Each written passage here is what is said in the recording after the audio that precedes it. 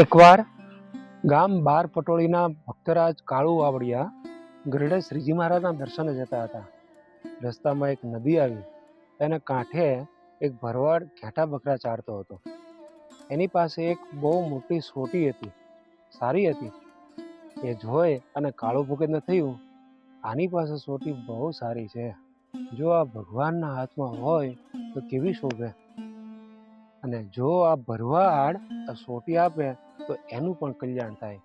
એમ વિચારી અને કાળુ ભગતે એને કીધું કે ભાઈ, આ તારા હાથમાં સોટી છે એ ભગવાનને આપીશ. હું એ સોટી ભગવાનના હાથમાં આપીશ અને ભગવાન તારા પર બહુ રાજી થશે અને અંતકાળે તને તેડવા આવશે. આમ ભગવાનની વાત સાંભળી અને એ ભાઈને મનમાં અતિ આનંદ થયો. ઓહો, એવા મારા મોટા ભાગ્ય ક્યાંથી કે ભગવાન મને તેડવા આવે.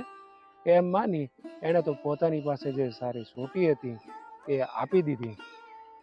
એણે કીધું, એ સાંભળો, આ સોટી મારી પાસે એક દરબારે ₹1.25 માગી હતી, તો પણ મેં તેમને નથી આપી. કે તમને સ્વામિનારાયણ ભગવાનને દેવા સારું આપી દઉં છું, પણ ભગવાનને કહેજો કે અંતકાળે સોટી લઈ અને મને તેડવા આવે અને અગાઉથી મને ખબર પડે એ રીતે કઈ અને ધામમાં લઈ જાય. આમ કહી અને પોતાની વાલી વસ્તુ કાળુ ભગતને આપી દીધી.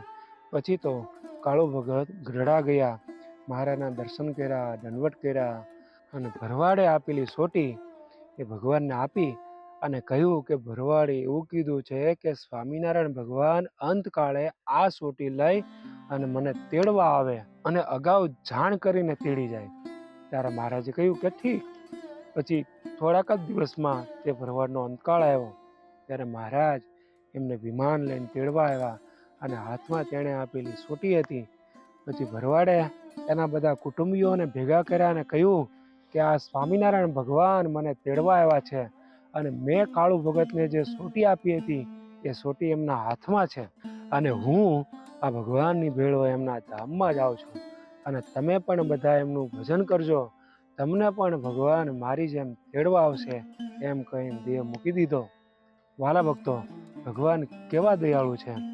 એટલે નાશવંત અને નજીવી વસ્તુ પણ જો ભાવથી અર્પણ કરીએ એટલામાં તેઓ અતિશય રાજી થઈ જાય છે અને અંતકાળે તેડવા પધારે છે. ભગવાન વસ્તુ પદાર્થ સામે ધ્યાન નથી દેતા, ભગવાન ભાવના સામે ધ્યાન દે છે. આ ભરવાડની સોટી દરબારે ₹1.25 માગી હતી તોય ન આપી. એવી પોતાની વાલી વસ્તુ એ ભગવાનને આપી તો એમાં એ પોતાનું કલ્યાણ લઈ ગયો.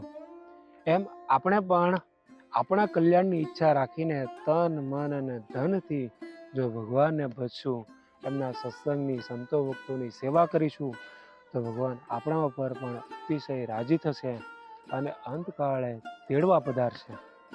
જય સ્વામિનારાયણ.